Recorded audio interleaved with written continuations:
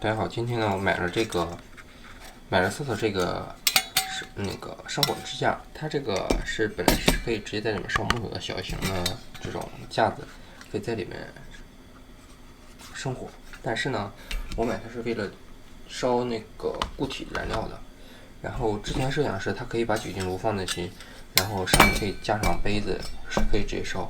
但是今天发现，我把它开箱了以后，发现它其实自制的这种酒精炉，本来我做了一个比较矮的嘛，可以放进去，然后烧东西吃。但是今天做完了，发现它根本就放不进去。它的这个大小完全比它大，放不进去。然后呢，这个爱尔牛的呢，大小呢也是放不进去的。所以很多网上网友他没有买，所以网上这款东西虽然它只是1000，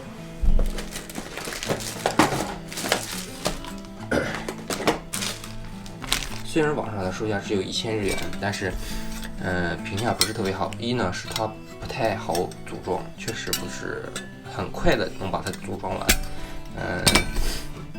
如果想看它组装的话，可以看我上期的视频。然后第二呢，可能是主要原因就是它太小了，但是我还做了一个酒精炉，就是这个小的，这个小的是完全可以放进去的，没有什么问题，高度和大小都是正好的，它是没有问题，它是可以烧的，然后它烧的时间也是够长的。然后我们看一下固体燃料，是固体燃料，没有问题，是可以烧的。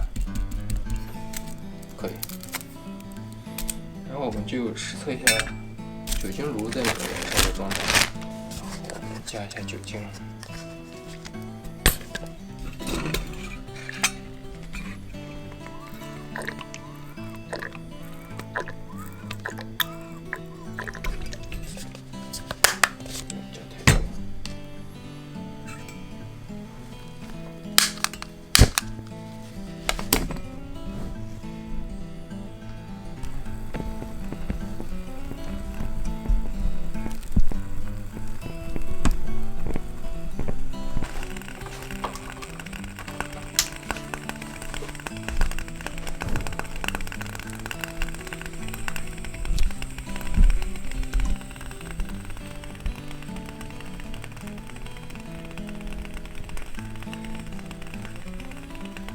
用它烧酒精炉应该是效果不错的。大家买回来一定记得，它不能烧这种大的自制酒精炉，